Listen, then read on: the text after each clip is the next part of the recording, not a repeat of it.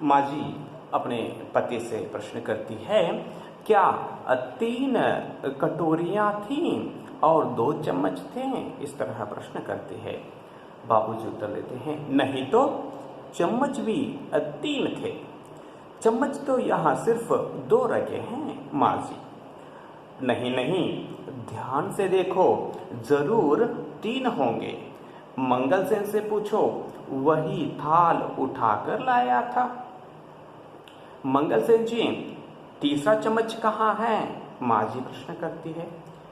मंगलसेन संतु को सगाई का ब्यौरा दे रहा था। सगाई का ब्यौरा देना, सगाई का विवरण देना। ब्यौरा शब्द का अर्थ है विवरण। समधी हमारे सामने हाथ बंधे यूं खड़े थे जैसे नौकर हो। लड़की बड़ी सुशील है, बड़ी सलीके वाली, बीए पास है, सीना पिरोना भी जानती हैं। इस तरह मंगलसेन संतु को सगाई का जो कुछ भी ब्यौरा था अथवा विवरण था उसे दे रहा था। मंगलसेन जी, तीसरा चम्मच कहाँ है? माँ जी प्रश्न करती है। कौन सा चम्मच? वही थाल में होगा। मंगलसेन ने लापरवाही से जवाब दिया। देखिए यहाँ पर वह लापरवाही से जवाब देता है माँ जी को। थाल में तो नहीं है, माँ जी बोलती है। तो उन्होंने 2 ही चम्मच दिए होंगे। देख लीजिए, बाबूजी ने थाल लिया था, बाबूजी ने थाल लिया था, उनको शायद वे लोग 2 ही दिए होंगे। मंगलसेन कहता है, हमें बेवकूफ बना रहे हो मंगलसेन जी। तुम्हारे भाई कह रहे हैं 3 चम्मच थे। माँ जी कहती है।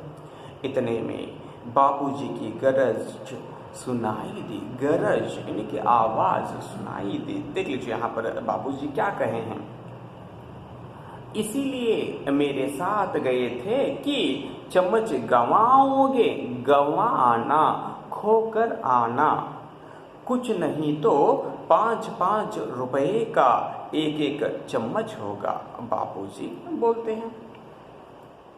मंगलसेन ने उसी लापरवाही से कुर्सी पर से उठकर कहा, कुर्सी से उठा और बोलता है, मैं अभी जाकर पूछ आता हूँ। देख लीजिए यहाँ पर इसमें क्या है, हो सकता है उन्होंने 2 ही चम्मच रखे हों, शायद वे लोग 2 ही चम्मच उसमें रखे हो। इस तरह मंगलसेन। वहां कहाँ जाओगे, बताओ चम्मच कहाँ है? सारा वक्त तो थाल पर रुमाल रखा रहा। बाबूजी, थाल तो आपने लिया था, आपने चम्मच गिने नहीं थे। मंगलसेन बाबूजी से प्रश्न करता है, थाल तो आप ही लिए थे, क्या आप चम्मच गिने नहीं थे? प्रश्न करता है मंगलसेन। मेरे साथ चालाकी करता है, बदजात, बता तीसरा चम्मच कहाँ है? बदजात, नीच। देख लीजिए बदजात शब्द का अर्थ है नीच। माँ जी चम्मच खो जाने पर विचलित हो उठी थी। देख लीजिए, विचलित होना, दुखित होना। बहनों की ओर घूम कर बोली। माँ जी अपनी जो 2 बहनें इस बीच आई थी उनके तरफ घूमती है और बोलती है, गिनी चुनी तो समधियों ने चीजें दी हैं, उनमें से भी अगर कुछ खो जाए तो बुरा तो आखिर लगता ही है। इस तरह माँ जी अपनी बहनों को कहती है।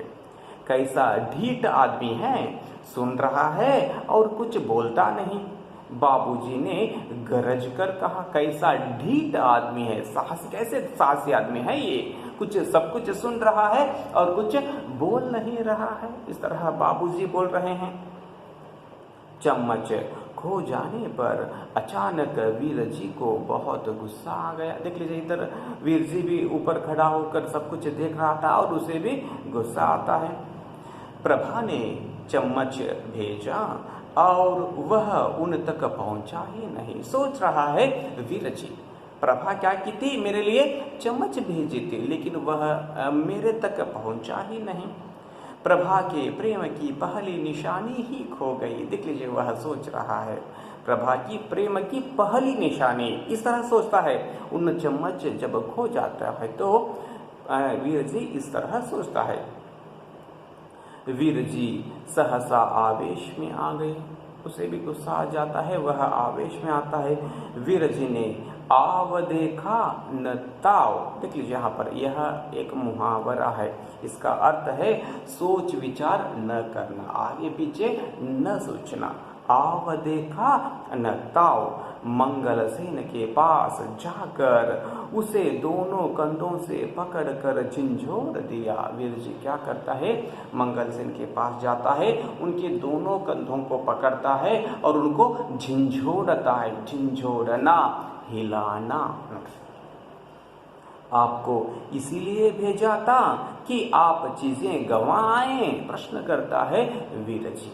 आपको इसलिए भेजा गया था क्या, कि आप चीजें गंवाएं, गंवाना, खोना। देख लीजिए सभी चुप हो गए, सकता सा छा गया। सकता सा छाना, सन्नाटा छाना, सब चुप हो गए। वहां पर बिल्कुल आवाज नहीं, निस्तब्धता वहां पर था। देख लीजिए वीर जी खिन्न से महसूस करने लगे कि मुझसे यह क्या भूल हो गई, और झेप कर वापस जाने लगे। देख लीजिए वीर जी क्या करता है, दुखित होता है और अपने ही मन में वह महसूस करता है कि मैंने यह क्या गलत किया, और वह शर्माता हुआ वापस वहां से चला जाता है। तुम बीच में मत पड़ो बेटा, अगर चम्मच खो गया है तो तुम्हारी बला से। सबका धर्म अपने अपने साथ है। एक चम्मच से कोई अमीर नहीं बन जाएगा। देख लीजिए एक चम्मच अगर कोई चोरी करता है तो उससे कोई व्यक्ति अमीर नहीं बनता। तुम कुछ भी चिंता मत करो। इस तरह माँ जी अपने बेटे को समझाने की कोशिश करती है। जेब तो देखो इसकी, बाबूजी ने गरज कर कहा। देख लीजिए जेब चेक करने के लिए जेब तो देखो, इस तरह कहते हैं। मूसियाँ झेंप गई, झेंपना, शर्माना। जो वहाँ पर खड़ी थी, जो माँ जी की जो दो बहनें, वे लोग शर्माते हैं इस बात को सुनकर और पीछे हट गए। जो आगे खड़े थे वे लोग भी क्या करते हैं, पीछे थोड़ा सा पीछे हटते हैं। पर मनोरमा से न रहा गया। झट आगे बढ़कर वह जेब देखने लगी। रसोई घर की दहलीज पर संतू हाथ में पानी का गिलास उठाए रुक गया और मंगलसेन की ओर देखने लगा। चाचा मंगलसेन खड़ा कभी एक का मुंह देख रहा था, कभी दूसरे का। देख लीजिए यहाँ पर एक बार मंगलसेन क्या करता है, एक बार इसका मुंह देख रहा था और एक बार दूसरों का जो मुंह वह देख रहा था। वह कुछ बोल भी न पा रहा था। वह कुछ कहना चाहता था मगर मुंह से एक शब्द भी नहीं निकल रहा था। उसके मुंह से एक भी शब्द न निकल रहा था। एक जेब में से मैला सा रुमाल निकला, फिर बीड़ियों की गड्डी, माचिस, छोटा सा पेंसिल का टुकड़ा, ये सारे उनके जेब से निकले। इस जेब में तो नहीं है, मनोरमा बोलती है। मनोरमा बोली और दूसरी जेब देखने लगी। मनोरमा एक एक चीज निकालती और अपनी सहेलियों को दिखा दिखा कर हंसती। दाई जेब में कुछ खनका। मनोरमा बोलते हैं दाई राइट साइड का जो जेब से कुछ खनका। मनोरमा चिल्ला उठी, कुछ खनका है, इसी जेब में है, चोर पकड़ा गया। तुमने सुना मालती, प्रश्न करती है मालती से। तुमने सुना? इस तरह मनोरमा अपनी सहेली से प्रश्न करती है। जेब में टूटा हुआ चाकू रखा था जो चाबियों के गुच्छे से लगकर खनकाता। उसके जेब में भी क्या नहीं था, चम्मच नहीं था। छोड़ दो मनोरमा, जाने दो, सबका धर्म अपने अपने साथ है। आपसे चम्मच अच्छा नहीं है मंगलसेन जी, लेकिन यह सगाई की चीज थी, माँ जी मंगलसेन से कहती है। मंगलसेन की सांस फूलने लगी। इनके बातों को सुनकर, घर के सभी लोगों के जो बातों को सुनकर मंगलसेन का सांस क्या होने लगी, फूलना, यानी कि ज्यादा सांस लेने लगा और टांगें कांपने लगी। उनकी दोनों टांगें कांप रही थी, लेकिन मुंह से एक शब्द भी नहीं निकल पा रहा था। उनके मुंह से एक भी शब्द नहीं निकल रहे थे। दोनों कान खोलकर सुन ले मंगल से। बाबूजी ने गरज कर कहा, मैं तेरे से 5 रुपए चम्मच के ले लूंगा।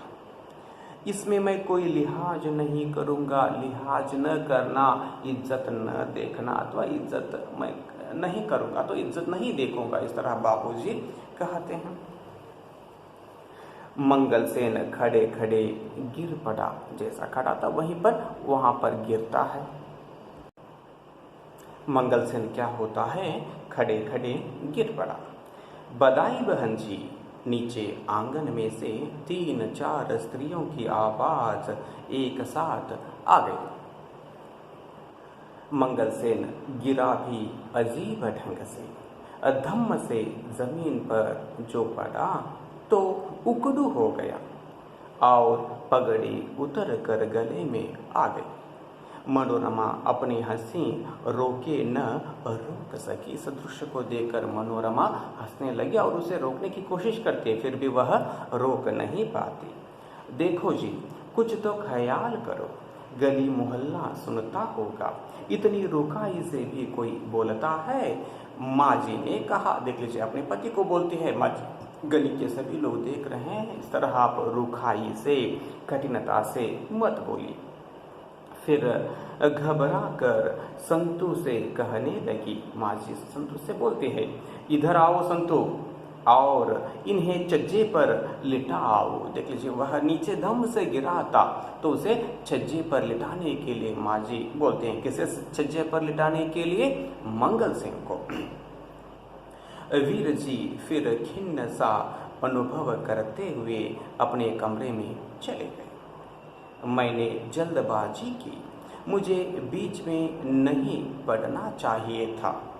इन्होंने चम्मच कहाँ चुराया होगा, जरूर कहीं गिर गया होगा। इस तरह वीर जी अपने ही मन में सोचता अपने कमरे में जाने लगता है। बाबूजी नीचे अपने कमरे में चले गए। बाबूजी भी चले जाते हैं। शीघ्र ही घर में ढोलक बजने की आवाज आने लगी। मनोरमा और उसकी सहेलियां आंगन में कालीन बिछवा कर बैठ गई। मनोरमा और उसके सहेलियां वहां पर बैठते हैं। ढोलक की आवाज सुनकर पड़ोसियों ने घर में बधाई देने आने लगे। घर के आसपास के लोग भी इनके घर को आने लगते हैं। क्यों आने लगते हैं? बधाइयां देने के लिए। देखिए ऐन उसी वक्त गली वाले दरवाजे के पास, गली वाले यानी कि रोड के तरफ का एक दरवाजा, वहां पर एक लड़का आ खड़ा हुआ। एक लड़का आया और वहां पर खड़ा हुआ। संकोचवश वह निश्चय नहीं कर पा रहा था कि अंदर जाएं या वहीं खड़ा रहें। देख लीजिए वहीं पर खड़ा था, वह संकोच कर रहा था अंदर जाऊं या नहीं करके। मनोरमा ने देखते ही पहचान लिया कि प्रभा का भाई। उस लड़के को कौन देखती है? मनोरमा। और उसे पता चलता है कि यह लड़का प्रभा का भाई और वीर जी का साला है। भागी हुई उसके पास जा पहुंची। मनोरमा उस लड़के के पास जाती है और शरारत से उसके सिर पर हाथ फेरने लगी। आओ बेटा जी, अंदर आओ। तुम यहाँ पड़ोस में रहते हो ना? नहीं, मैं प्रभा का भाई हूँ। वह प्रश्न करती है, तब उत्तर देता है, नहीं नहीं, मैं प्रभा का भाई हूँ। इस तरह लड़का बोलता है। मिठाई खाओगे? मनोरमा ने फिर शरारत से कहा और हंसने लगी। लड़का सकुचा गया। सकुचाना, शर्माना।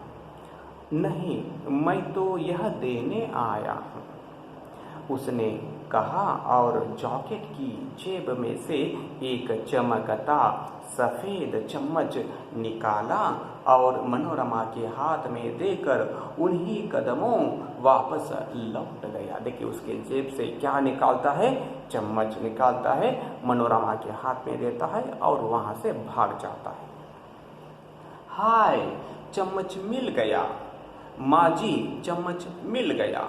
पर माँ जी समधियों से घिरी करी थी, सारी समधियाँ उनकी उस माँ जी के राउंड खड़ी थे। देख लीजिए यहाँ पर मनोरमा रुक गई और माँ से नज़रें मिलाने की कोशिश करते हुए, नज़रें आंख मिलाने की जो कोशिश करते हुए हाथ ऊंचा करके चम्मच हिलाने लगी। हाथ को ऊंचा करके चम्मच को हिलाती है।